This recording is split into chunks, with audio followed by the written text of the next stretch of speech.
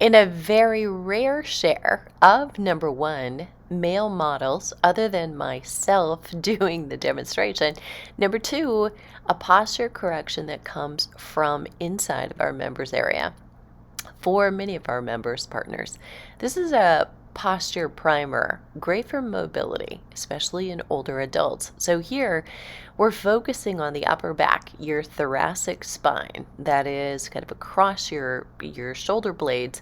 We tend to get locked up and be immobile there. So if you happen to be a golfer and you're wondering how to improve your swing and reduce the lower back stress, this is a great one. We need to open up that back so it's mobile, so that the lower back, which is supposed to be a stable joint, doesn't take the stress. So we have to do, of course, both sides. See how the subjects are lying on their side, knees bent at about 90 degrees, holding everything else, but just moving, trying to lay both shoulder blades down as they bring it up and open to the back, opening the heart to the ceiling. Usually when you're performing this one, you'll find one side's a little bit easier than the other. And if you're trying to replay this, maybe and do it along with the video, you want to do maybe 10 on each side. It's not about doing a lot, it's about doing them frequently and consistently. Next, we're opening up through the hip flexors. So really what we're stretching is down into a runner's lunge. And you can see I've got one gentleman down, the other one up, just because we all have different mobility needs. Now, coming down, what we're stretching in the subject close to the camera, the hip is open wide on that extended leg, the right leg in his case, and on the right leg in the gentleman in back as well. So now we have them switch, so they're doing the opposite side. Now what I want you to notice is for the gentleman close to the camera, he doesn't have as much mobility in that front leg. Could be the front knee is a little bit problematic, but ideally that front leg, we want that foot flat on the floor.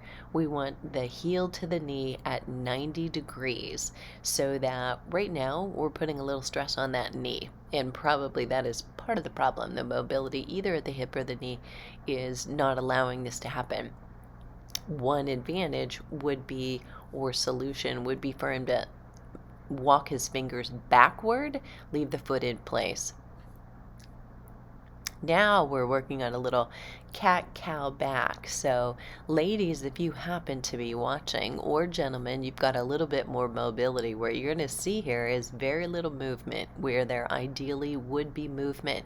So both of my subjects here need a little work because there's a lack of mobility in the spine. Completely nothing's moving. So think of cat-cow back. Think of an inverted U, and then think of the U flipping back up side down. So we're not seeing either one of those, right? Lower backs are not moving at all, and here they should be. We want to see that rounded back and then the caved in arch back. So that's where the work is, and we can identify it while we're doing exercise. This is another mobility enhancer. So lying down, belly down in what we call a prone position. What we're doing is taking one foot, bringing it over with the idea, the target, that you're going to take that foot and you're going to touch your hand. Now, it's not quite happening, but they're each bringing it about to their own hip level as they go side to side.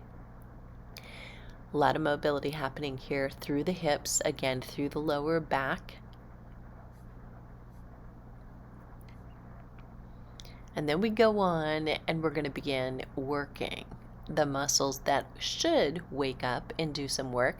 These are your Erector, Spinae muscles through the back. I want you to notice that the toes are down on the ground and staying down. We're not lifting them, and ideally the pelvis is curled under, so we're protecting the lower back. But we're doing small little supermans, reaching the arms up, and ideally if you see the subject in the back, palms should be down, thumbs out, so that we're opening the shoulders as opposed to closing them. So in the front, close to the camera, ideally we want to turn those arms around, turn the palm down, thumbs outward, so that there's less stress on the shoulder, and we're helping postural muscles by opening the shoulder. Good. Now again, here between there might be a good stretch for the lower back. And this one we call ITY. We start like a pencil, arms down, move them out to the side like the letter T, and then up with palms facing in with arms out to the side in a Y, wider than shoulder width apart. We're not trying to bring them together. And as we do that, we're lifted through the chest. So it's up and then lifted here. Good. So it's T and I, and it's just a small pause on each one of those. But the goal being that you're lifting the chest and sternum as you're doing it and moving. When that long lever comes up and over your head, becomes a little bit more challenging because there's more weight that you're actually lifting with the muscles in your back. And simultaneously, you're working that entire set of muscles next to your spine. When you do an exercise where you have back extension like that, you want to come back and stretch. So child's pose, for those of you that are familiar with yoga, neither one of our subjects were, but they're giving their lower back a little bit of a stretch and a release. Now, to fix some of the mobility problems, the places where there's opportunity for improving, we do some other work. So we can start with leg swings. This is a great one to release the muscles in the lower back and release the hips. We do that by 5 swings across the body and then 5 swings forward and back.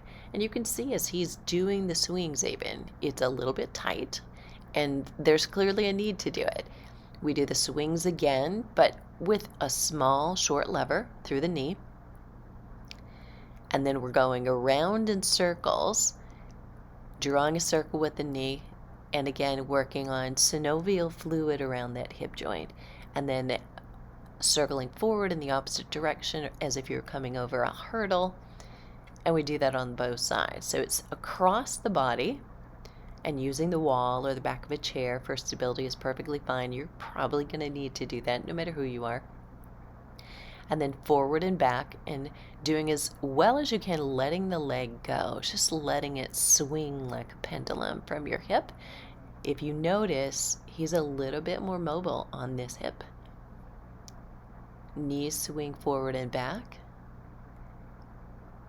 And then we'll do the circling either forward or back with the knee, around, over the hurdle, and then we'll circle back.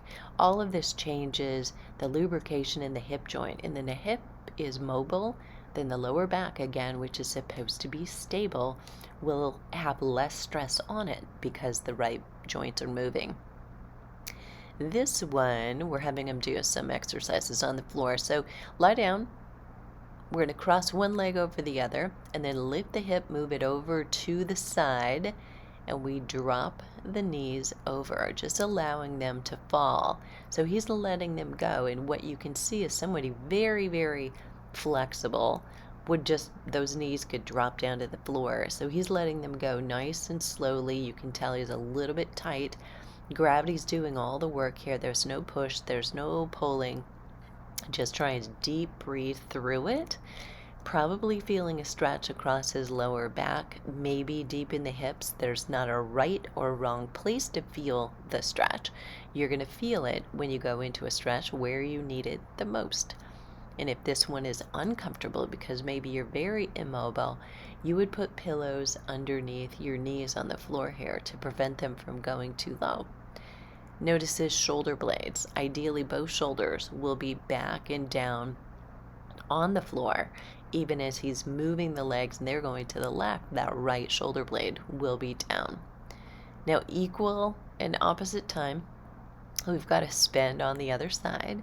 So we come back into the middle, and then you cross the other leg up and over. So notice as he takes his left leg up and just crosses, we're going to lift the hips and move the hips a little more to the left side so that as we rotate them and let them fall to the right, we have more range of motion there. That's all we did. And again, letting the legs fall slowly over to the side, while when you look at his left shoulder blade, he's pretty solid. Back of the hand, back of the elbow, and shoulder blade are down on the ground, which is exactly what you want. So he's getting a good stretch across that lower back. Next exercise I had him do was just a roll down, working on articulating every piece of that spine little by little. So watch the profile of his back. You can see between his mid-back and his low back, or his waistline, where his shirt meets his pants, it's more flat than it is rounded. So watch him roll back up, still a little bit more flat as opposed to curving. Imagine how rounded and curved a baby can be. So we're all very mobile when we come out. We get a little more immobile as we age because of sedentary movements or inactivity when we're sedentary sitting in front of computers. So as he goes up and down, a couple of things are happening. It's both an assessment and it's a little enhancer as well. Gravity's working with him or for him. So as he rolls down and up, there's no stress. We're not asking him to resist, but he does this very slowly, and we're working on seeing if he can enhance that mobility and feel it each time. So he drops the chin to the chest, rolls through the neck, the upper back, lower back, and although there's still more of a straight line between the lower ribs and his hips, there's a little bit more moving with a little bit more ease as he comes up. So you want to be considerate of thinking, what is it that you need to work on? And this would be a good exercise to enhance mobility. Now, this is a different start. So we're having him come down. What I want to know is, what's his mobility? What's his ability to stretch? So look at where he was able to come and how he came down. I'm going to have you compare that at the end to what he's able to do. So it was a little bit stiff coming down, doesn't really touch the floor. Now I'm going to ask him, we're using a book. So he's putting his toes or balls of the feet on the book. Now they're elevated as he comes down just as far as he can. That's it. Reaching forward. So we want to get a stretch and then hold that about 10% beyond where you're going. Pushing and pulling here is actually counterproductive. Increases your risk of injury, doesn't increase the support that you're giving yourself to enhance flexibility or mobility. So you're just allowing gravity to do all the work. Ideally with straight legs if you can. He's got a slight bend in the knees, perfectly fine.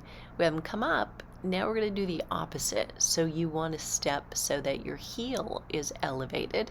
And this could be on a piece of plywood, or it could be on a weight plate. Coming down again, so we hang.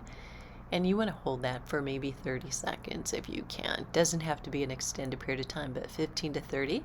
And again, no pushing, no pulling, not straining or reaching, but you're trying to reach your tailbone to the ceiling while you're doing these.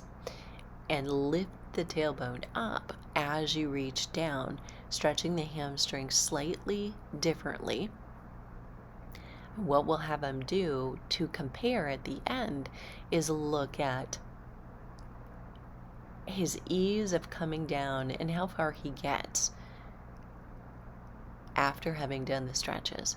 So think about where he was at the beginning, and as he comes down now, any increase of mobility. Now, you and I may see just very slight increase. He reported he felt much easier. There you have it. Thank you so much to my subject.